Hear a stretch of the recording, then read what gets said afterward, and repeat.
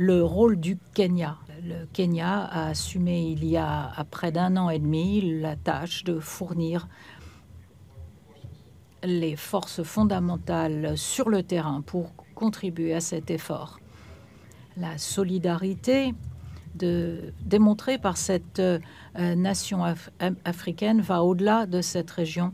Et je tiens à vous remercier, Monsieur l'ambassadeur, et à vous demander de transmettre nos remerciements au président.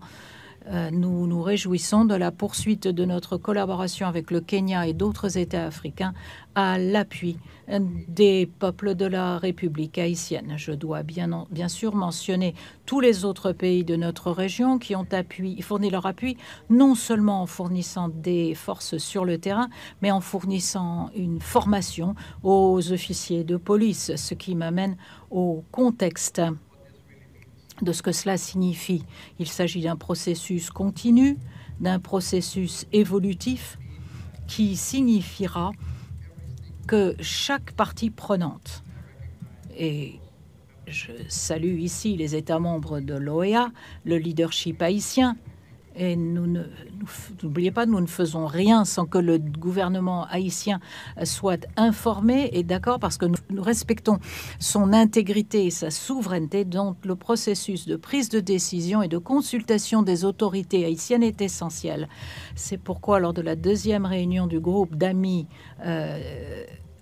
d'Haïti, Haïti est devenu membre du mécanisme tripartite qui est maintenant quadripartite, qui comporte le secrétariat technique de l'ONU, la CARICOM, le secrétariat général de l'OEA, la CARICOM et Haïti. Donc ils sont 5 maintenant dans ce mécanisme. À l'avenir, nous pourrons peut-être envisager que d'autres se joignent à l'équipe de coordination selon l'évolution de la situation. Mais il est important de noter que c'est un processus qui n'est pas sous la houlette de qui que ce soit, sauf Haïti. Et nous consulterons toujours Haïti.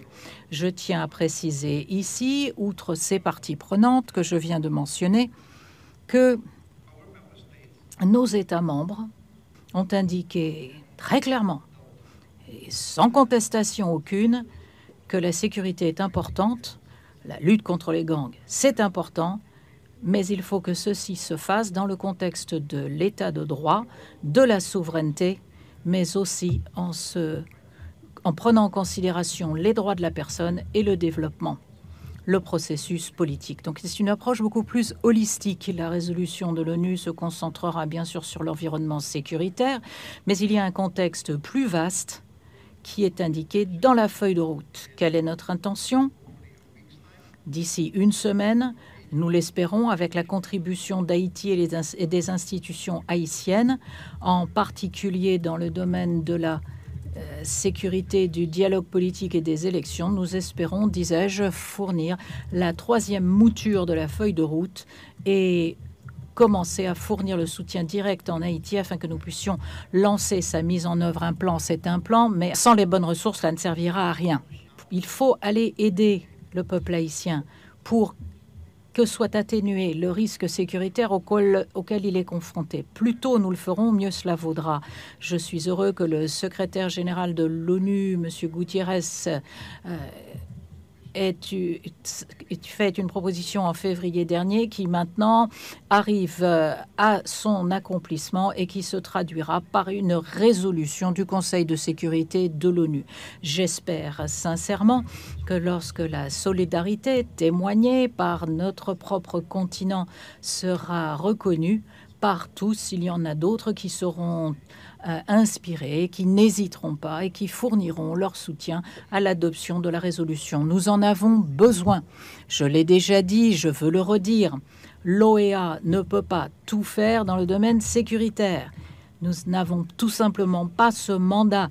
La charte ne le prévoit pas. Nous ne pouvons intervenir qu'en marge du processus de l'ONU.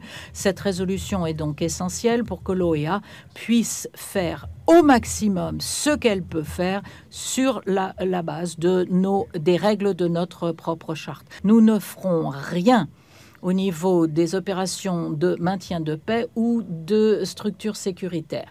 Nous interviendrons en marge pour atténuer les risques sécuritaires au maximum afin de lancer le processus profond de reconstruction de la société haïtienne et de son économie.